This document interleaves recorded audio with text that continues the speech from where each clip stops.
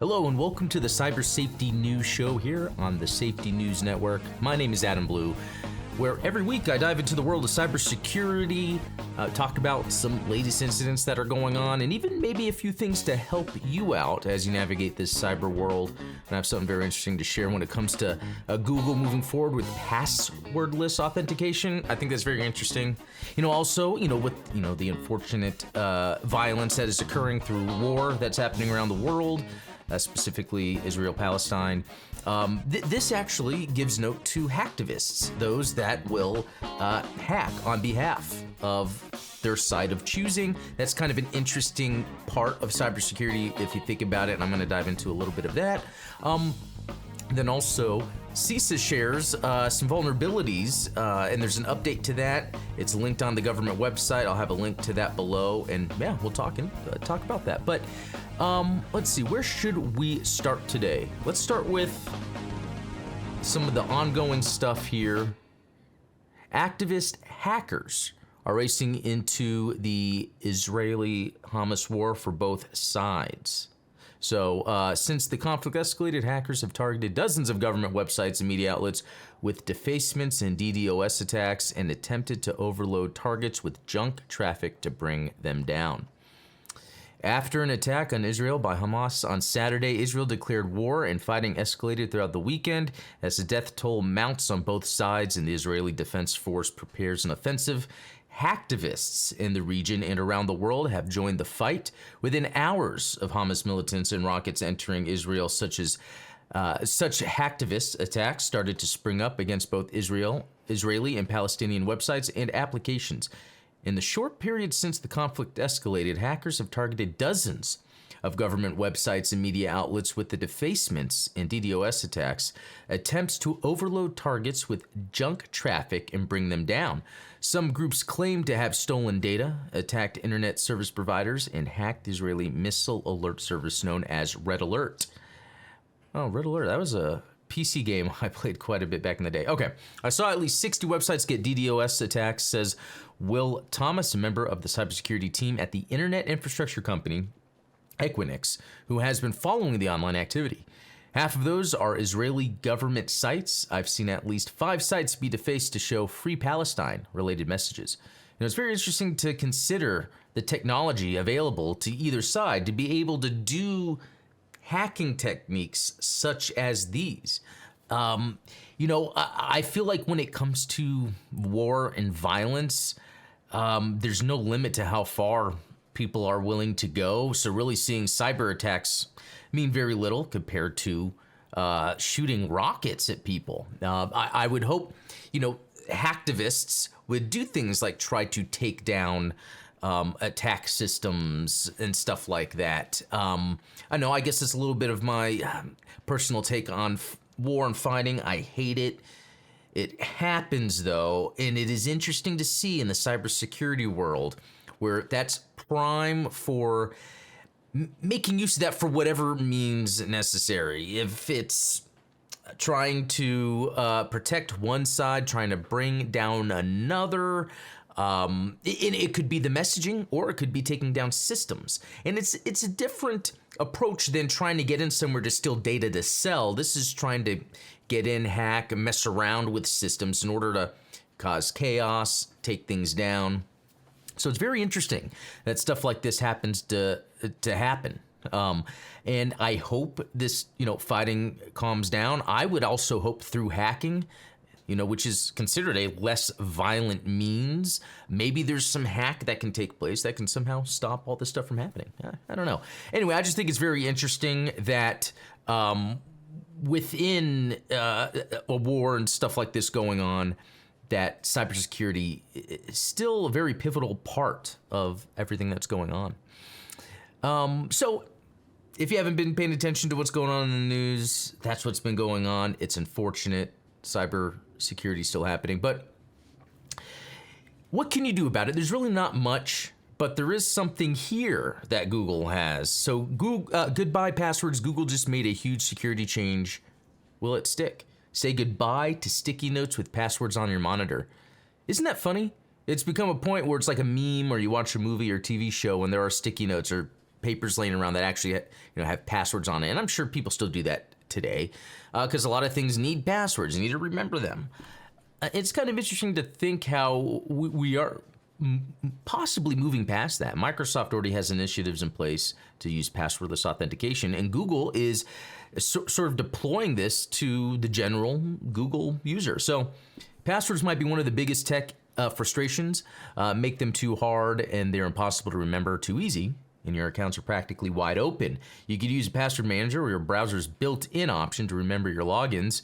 Here's how to find saved passwords in your browser. Link will be below. Those solutions aren't perfect, of course. Password managers get hacked, and anyone with the know-how can access your saved browser's options. No wonder tech companies are working to welcome us to a future sans passwords. So it starts with a FIDO Alliance. That stands for Fast Identity Online. Big tech companies launched the industry association in 2013 to build a better system than passwords we have to keep track of and type in. Now we're seeing more start to roll it out, and Google's beta testing works so well that the company just made it the standard way to protect your account. That's actually pretty big. Before we get to how to use passkeys, let's do a deep dive into how they work. And we're not going to go too deep into how they work, but there's a way to try it out. Again, this link will be below, but if you're sick of typing in credentials all day, you can set up passkeys with your Google account. Note, passkeys are automatically created for Google devices, but you must set them up for any other gadgets you use to access your accounts. You need to do this individually on each device you want to give access to. Remember, a passkey lives on that device, so it's not just an account-wide setting. That's something to keep in mind, that it's on the device itself. Go to g.co/passkeys, tap Get Passkeys and sign in, select Use Passkeys and follow the on-screen prompts. You'll be prompted to log in without your password. In certain situations, my advice, use biometric authentication, your fingerprint or face, anywhere you can. It's much more secure than a PIN. Yeah, I myself use a key as well, a hardware token. Basically, I plug it in when I go to sign in somewhere. It asks for the PIN of my key, and then there's different ways to do this, but then I touch the key, and then which is in the USB port, and then it logs me in. We advise this especially for IT admins when they have like an emergency access account to get into their systems if stuff goes down. We say, take a key for some admin or account or whatever, keep it locked up somewhere in an office. In a case of emergency, that's where you can go to access it. But it's going to take a matter of companies to move to build in systems where passwords aren't required. So there's still going to be some time to get there, but the more this stuff is made to a general public instead of behind enterprise systems, the quicker this is going to roll out to everyone, and I think it's the best next step. I mean, I could really see, no matter what you're doing, and we kind of already do this in a way, but for anything, you're just using your phone to really authenticate and log in.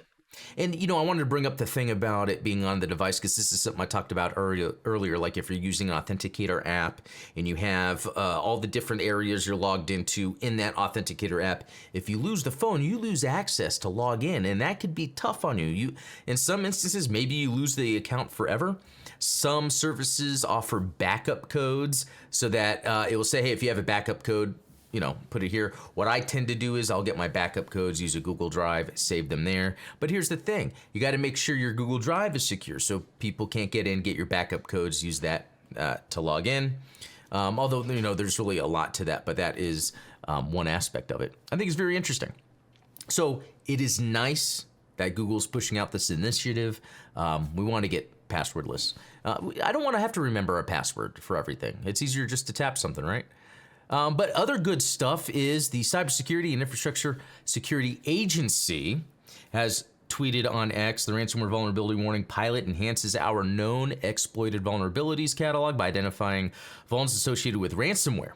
The pilot offers a list of misconfigurations of weaknesses known to be used in ransomware campaigns. Learn more, and link will be below, but it's really nice that, we see this .gov, CISA.gov, has this blog post, Ransomware Vulnerability Warning Pilot Updates, where, to start, ransomware has disrupted critical services, businesses, and communities worldwide, and many of these incidents are perpetrated by ransomware actors using known common vulnerabilities and exposure, CVE, i.e. vulnerabilities. However, many organizations may be unaware that a vulnerability used by ransomware threat actors is present on their network.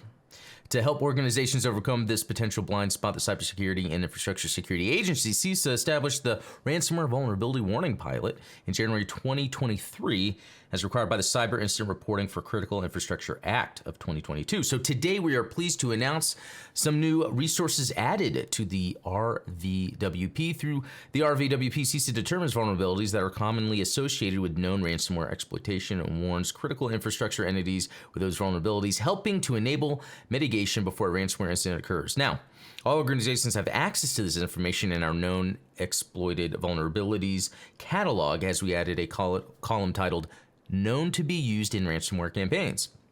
For present vulnerabilities and all future to be added to the catalog, this column indicates whether CISA is aware that a vulnerability has been associated with ransomware. So that is awesome, that there is a group out there, and it's government run, that is collecting and cataloging these known exploits. I mean, this is important to know because any cybersecurity expert, where I think it's their day job to understand security initiatives, should also understand and know all the new vulnerabilities that come out that could be possible, the exploits.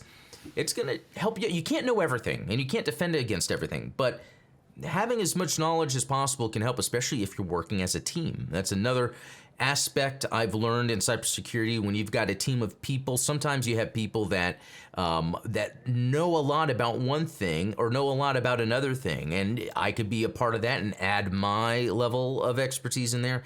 And as a group, as a team, we're able to come up with ways to help specific clients in scenarios where they need to harden their infrastructure, or specific like queries we use to try to find where there could be potential attacks taking place.